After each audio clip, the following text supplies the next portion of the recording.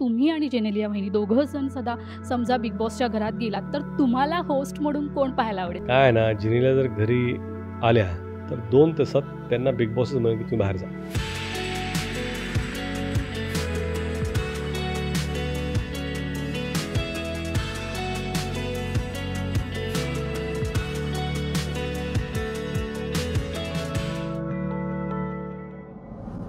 हाय hello welcome. मी तेजल चौकेकर खोत. लोकशाही मराठीमध्ये तुम्हा सगळ्यांचं स्वागत. आणि आजच्या फ्रेममध्ये माझ्यासोबत आहे महाराष्ट्राचा लाडका लय भारी अभिनेता रितेश देशमुख.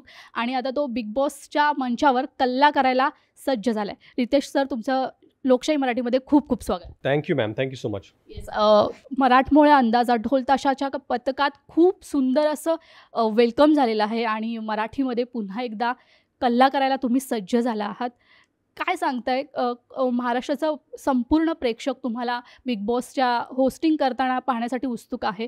तुम्ही किती एक्सायटेड आहात? आणि मी प्रचंड एक्सायटेड आहे बिग बॉस मराठी होस्ट करण्यासाठी. कारण बिग बॉस या फॉर्मॅटचा, या शोचा मी प्रचंड मोठा फॅन आहे. मला हा फॉर्मॅट, हा शो खूप खूप आवडतो आणि मी दरवर्षी आवर्जून तो पाहतो.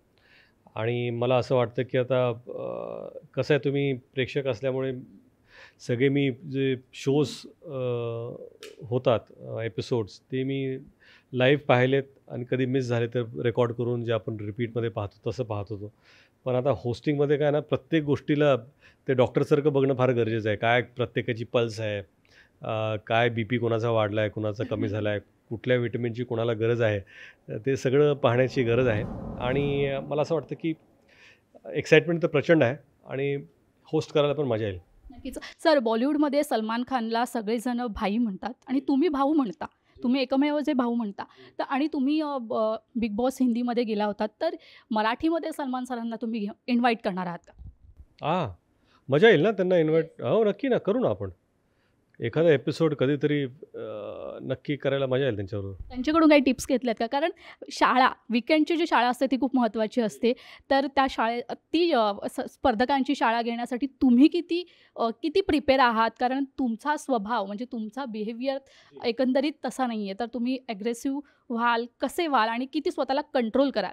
नाही, मला वाटतं की प्रत्येकाचा एक स्वभाव असतो, पर्सनॅलिटी असते, त्या प्रकारे ते होस्ट करतात. आणि त्या सिच्युएशनला जे गरजेचं आहे ते, म्हणजे काय आहे ना, प्रत्येक आजाराला एखादं औषध असतं, ते देणं गरजेचं आहे. उगाच डोकं दुखतं आणि त्याला तुम्ही जर मोठ्या आजाराचं जर औषध दिलं तर उपयोग नाही. प्रत्येक गोष्ट जशी घडेल त्याला तसा डोस दिला जाईल. नक्कीच. सर, तुम्ही म्हणालात की बिग बॉसचे तुम्ही खूप मोठे फॅन आहात. तर समजा तुम्ही आणि जेनेलिया वहिनी दोघं जण समजा बिग बॉसच्या घरात गेलात, तर तुम्हाला होस्ट म्हणून कोण पाहायला आवडेल बिग बॉसच्या मंचावर मराठीमध्ये? काय आहे ना, जिनीला जर घरी आल्या तर 2 तासात त्यांना बिग बॉसच म्हणेल की तुम्ही बाहेर जा. मी सांगतो तुम्हाला, ते होणारच नाही आहे ते, किंवा त्या सोडून जातील ते. तो फॉर्मॅट त्यांच्यासाठी नाहीच आहे तो. पण आय थिंक का सलमान भाऊच, दुसरं कोण होस्ट पाहिजे. थँक्यू सो मच सर, तुम्ही मला वेळ दिल्याबद्दल. येस.